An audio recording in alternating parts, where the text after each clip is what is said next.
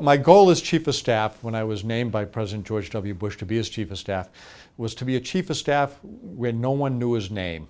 And so I wanted to just be kind of inside, making the trains run on time and making sure the President had all he needed to make tough decisions. My anonymity changed on a fateful day that none of us should forget. Not because I became known, but because of a tragic incident. And that was when planes crashed into buildings in the United States.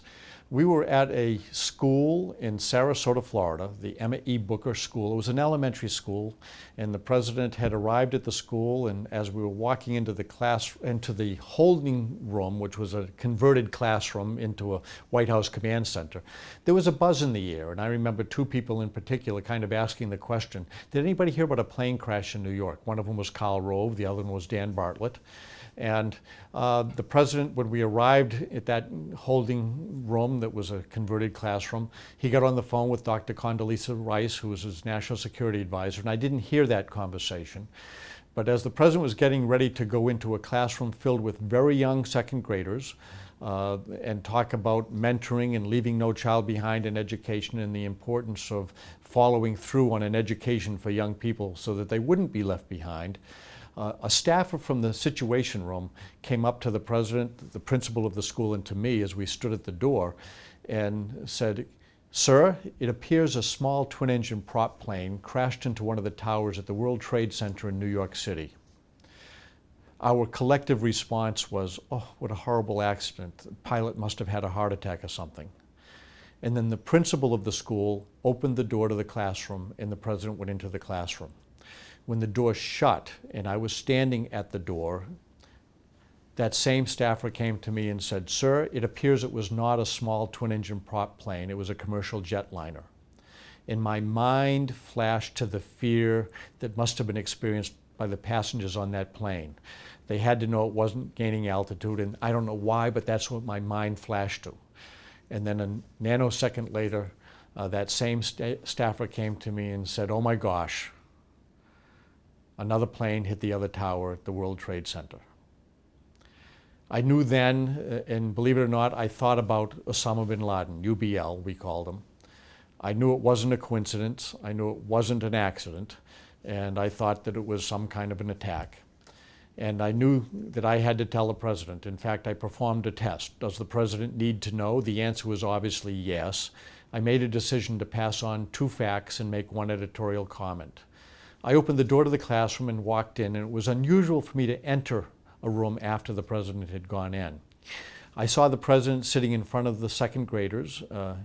The teacher of the class was sitting beside the President. I saw the press pool in the back of the room. Ann Compton from ABC News looked up at me and kind of mouthed, "What's up?" And I responded back to her, "Two planes." And she looked at me and said, "What?"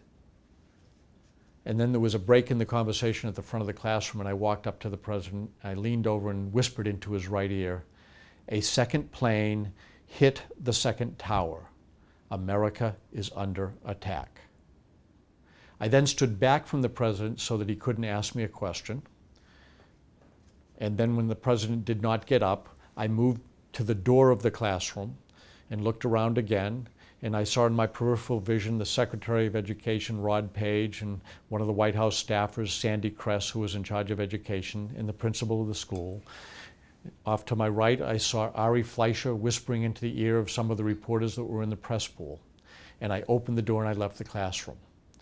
The President stayed there, and I was really glad he did. He did nothing to introduce fear to those very young students. He did nothing to demonstrate fear to the media that would have translated it to the satisfaction of the terrorists all around the world. I was also glad that he stayed there because it gave me time to get some work done before the President came back to that holding room. So I was able to tell the staff, get the FBI director on the phone, get a line open to the Vice President, get a line open to the Situation Room at the White House. Get the crew back on Air Force One. We weren't planning to take off for several hours later. Get the Secret Service to turn the motorcade around because we're going to have to leave the school. Get some remarks written for the President because we've got 1,000 people in a gymnasium right next door and the President will have to tell them something. And then the President walked into the room. And sure enough, everybody gravitated to the president where he walked into that holding room. And what was the first thing the president said? Get the FBI director on the phone. And we were able to say, he's right here, sir. I'll never forget that day. It was a day that changed America. I don't want anybody else to forget that day. Not because I whispered in the president's ear, but because we lost an awful lot of American citizens that day. We found lots of policemen and firemen that answered the call to duty and ended up sacrificing their lives. So don't forget the sacrifices that day, and don't forget that it changed America.